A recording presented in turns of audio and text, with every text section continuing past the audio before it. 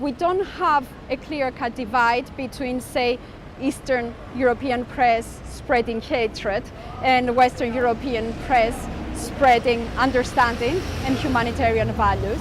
What we see, especially, for example, in the case of Britain, if we bring it up as an example, is the coexistence of narratives of racism, narratives of scaremongering, especially in a significant section of the tabloid press, next to more responsible journalism that wants to provide a context and a better understanding of the crisis. So very often what we see in the eastern end of Europe, especially in the coverage in the Serbian and the Hungarian and the Czech press, is a determination to defend Europe and its boundaries in the way that they stand now, also making claim to Europe as a cultural community that is under threat.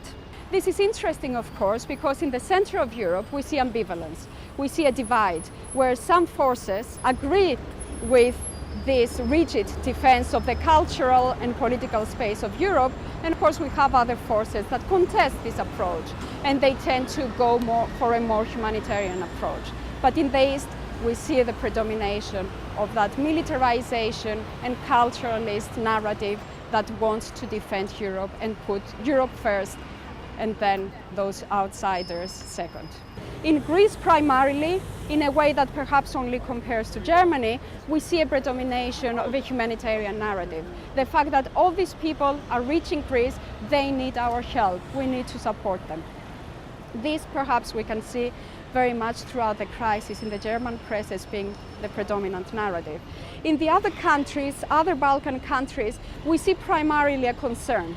Who are these people who are coming in our territories, and what claims do they put in our lives, in our security, in our borders? So very much what we see is a bipolar position where the West sees the crisis as largely a distant issue that can be managed politically and through the security forces, and the East that feels like we have to deal with a reality that we didn't ask for, but here and now we have to give some answers to the problem.